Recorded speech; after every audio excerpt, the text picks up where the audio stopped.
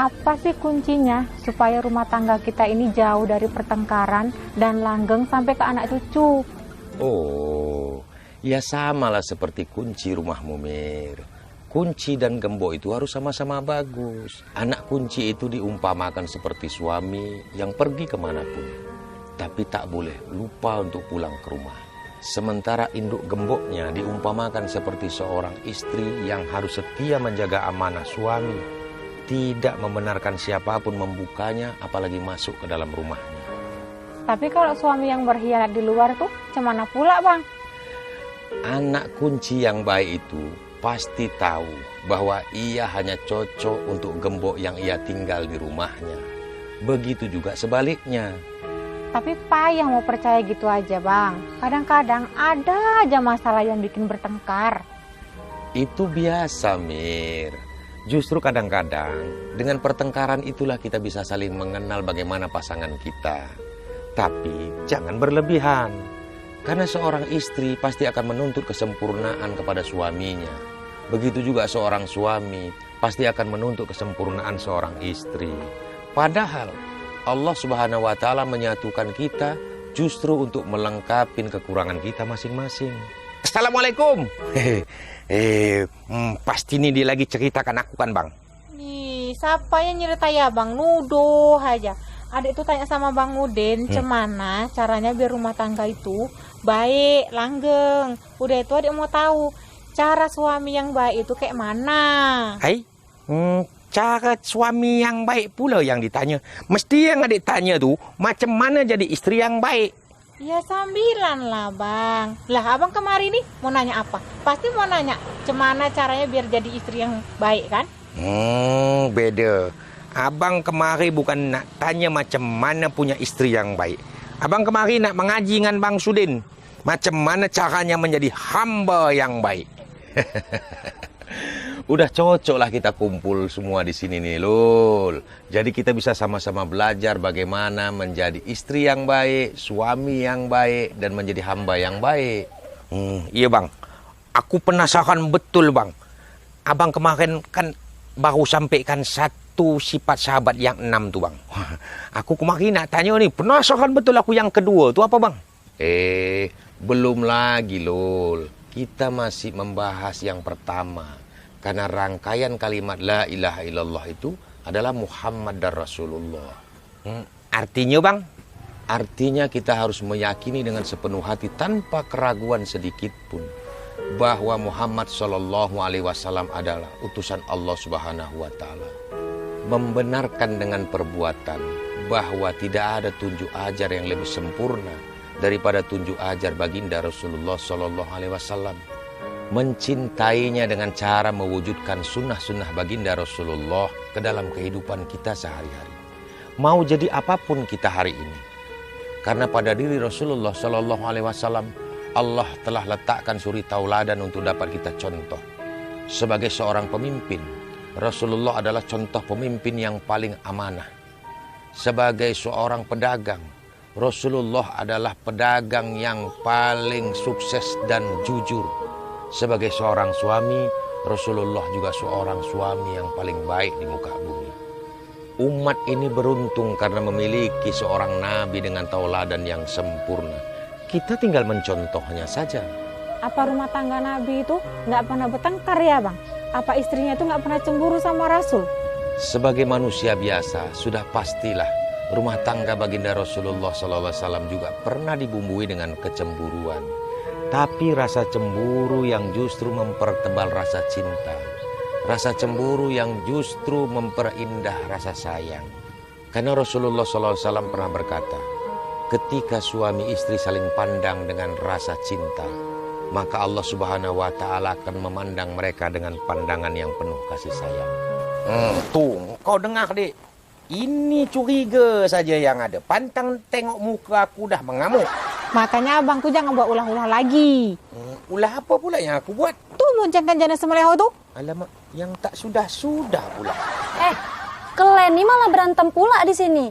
Kalian kesini mau ngaji apa mau berantem? Nggak apa-apa deh. Orang nih kayak gini nih karena mereka saling cintanya ini. Awak aja yang cinta nih bang. Kalau dia nih cintanya entah siapa-siapa.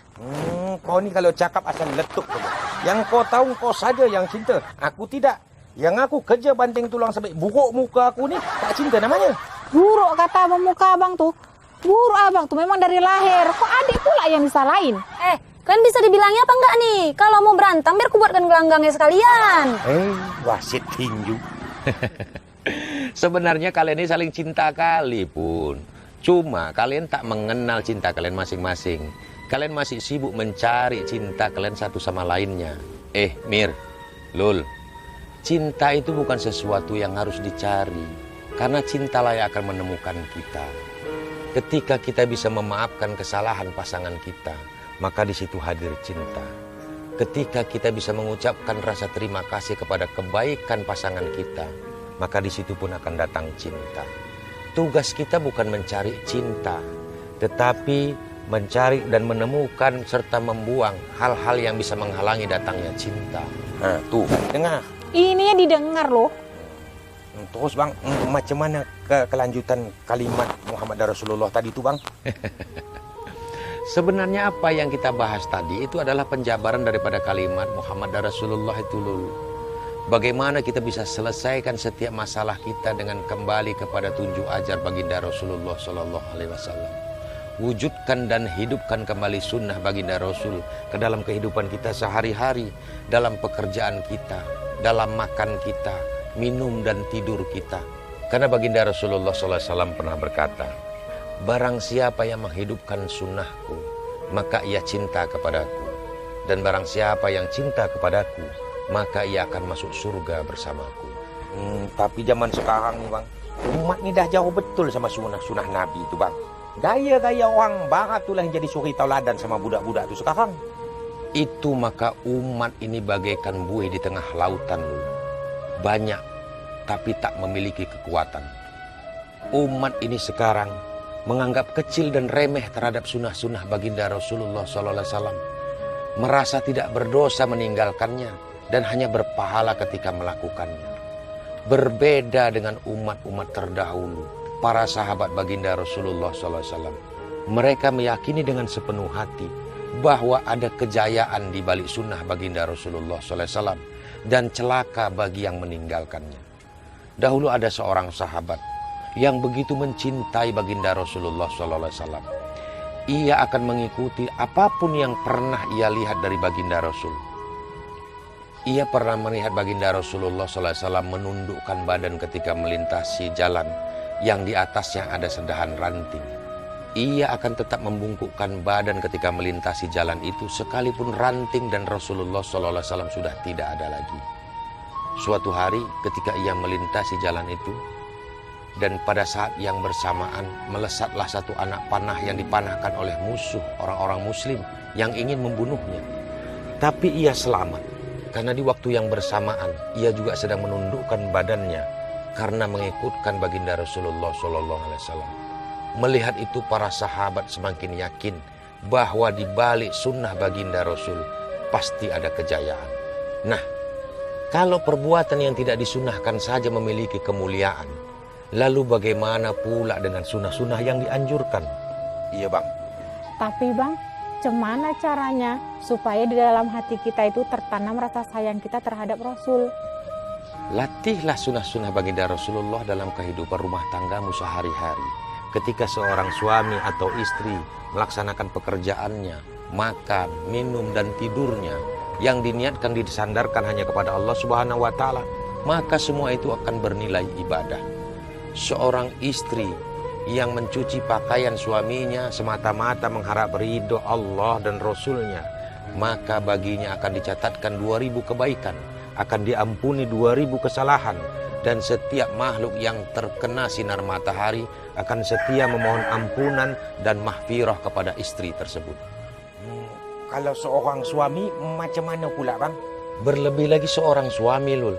Suami yang ikhlas mencarikan nafkah bagi keluarganya semata-mata mengharap ridha Allah Subhanahu wa Ta'ala, maka akan tercatat baginya pahala seorang mujahid yang mati syahid dan akan masuk surga tanpa hisab. Masya Allah.